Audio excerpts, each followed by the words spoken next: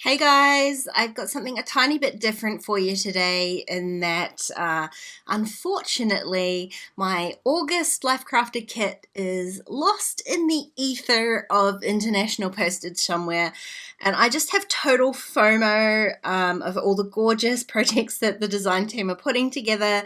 So I decided I would sit down and use some of the digital files and kind of create a hybrid page in my Life Crafted album. And then I figured, why not share the process with you, because it is pretty simple. I am going to do this entire thing in Silhouette Studio.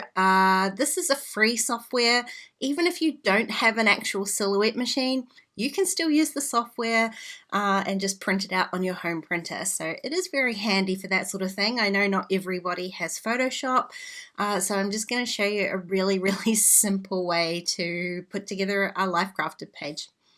Like I said, I'm going to use the digital elements from the August kits, and I'm going to start by grabbing a couple of the digital journaling cards. It's a mouthful. So I know I want to use this one, Too Good for Words, and all I'm going to do is just drag it into my Silhouette Studio. And while I'm here, I am going to grab this one here, 11A, and drag that in as well, which, as you can see, is a really fun kind of matching rainbow grid to go with my matching card here. This one here, though, I am going to grab this green handle and turn it around so that it sits vertically. I want to create Life Crafted pages, so I'm going to need to resize both of these elements. I'm going to start with the 4x6 card, and so I want to go up here and I'm just going to click this little lock icon here so that it stays a grid, a square grid, when I'm increasing the size here. So at the moment, the height, it's actually the width because it's upside down, is 6.25. I need that to be 8.25. So I'm just going to increase that size.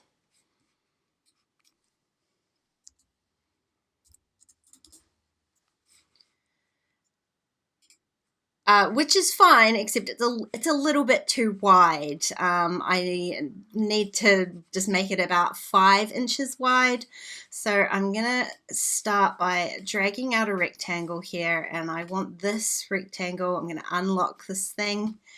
I want it to be 5.25 by 8.25. No, I'm wrong. I want it to be 5 inches, 5 by 8.25. So that is my Life Crafted page size, and I'm going to just copy and paste this because I'm going to need 2 pages. So I'm going to grab both of these elements and just align them so that they are aligned in one edge. So then I can go ahead and, because this is a grid, I'm just going to shuffle it over so that where my page ends is going to be sort of in the middle of the grid rather than having half a little square off to the side. I'm going to select both of those elements and go to my modify palette and crop.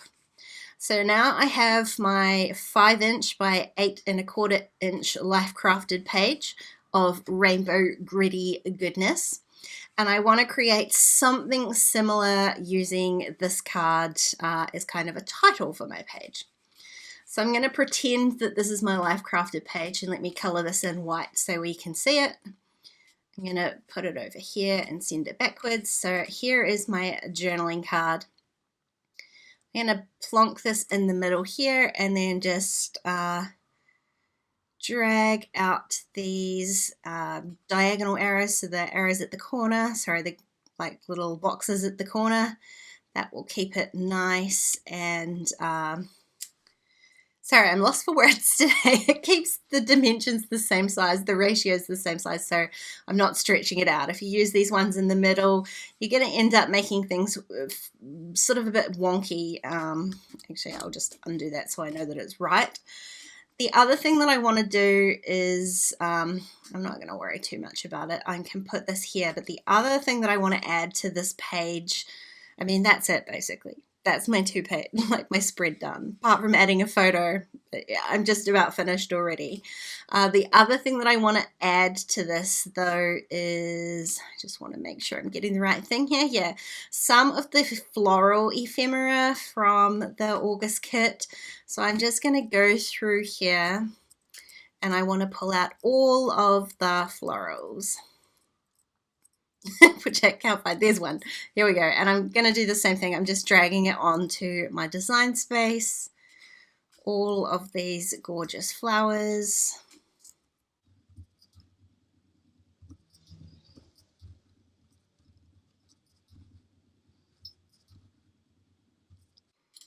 And so I've pulled these all in here. Now, if you are going to use your Silhouette like I am, I highly suggest you head over to the Silhouette website, update your software to 4.4, the new version. They've just released it, fixed their bugs. And you can see here when I bring in my PNG files, they are already auto-traced. There is literally nothing else I have to do apart from print it out and the machine will cut them for me. So perfect. I love that auto-trace feature. If you are just not using a Silhouette, you can just go ahead and print it and fussy cut them. They're all fairly rough basic shapes. Flowers are not an issue. So these are what I'm going to do, going to use for my page as well. So I think what I'm going to do though is I'm actually just going to mock up how my page is going to look, so that way I can make sure I'm cutting enough flowers, because I may want to cut more than this amount here. The other thing I think I'm going to do is, I know that there's another journal card in here that has these same florals on it. This one here. So I think I'm going to cheat a little bit and I'm going to add some florals to my card. And if I scale this one up so it is the same size there, very roughly 5 inches wide. And the only thing now is that because I've added the card in the background and I've got this card on top, it's covering up all of these florals. So what I'm going to do is I am going to use the trace feature. So I'm going to select my trace area and I'm going to select over these words, and hopefully I can get it to pick up enough of them, and I certainly can. And this time I just want to trace the outer edge. And then I'm going to try and pick up my cut file, which is what I've done here. And I want to use the offset tool.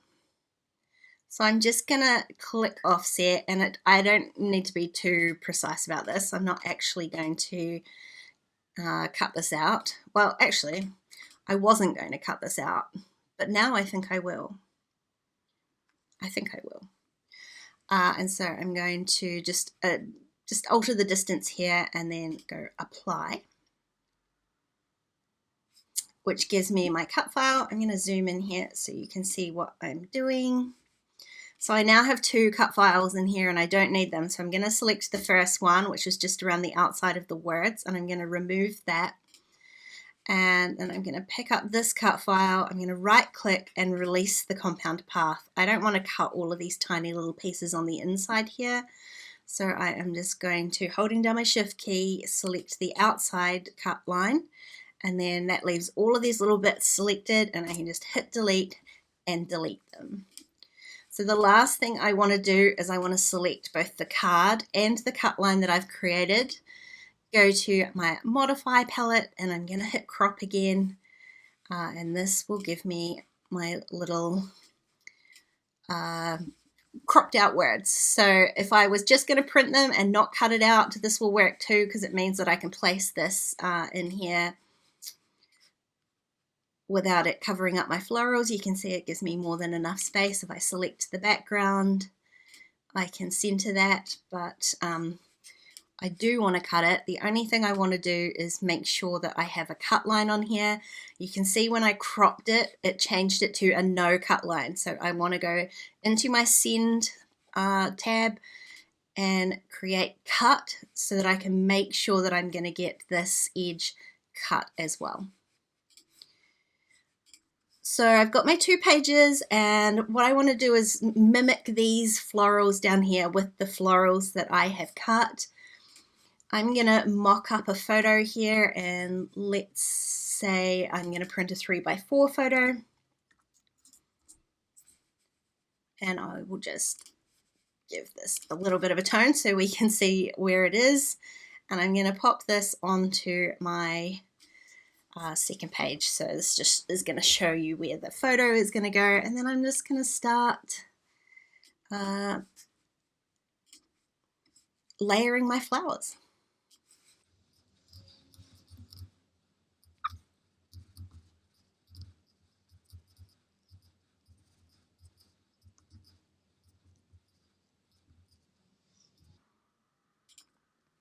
So I think I've got enough florals as it is. I'm just going to go ahead and I'm going to need to start a new document so that I can select all of these floral pieces.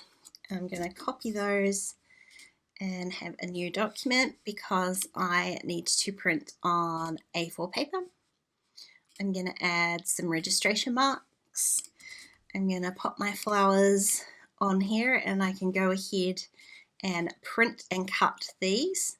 I can print the 2 Life Crafted pages that I've created, and then we can go ahead and put this page together.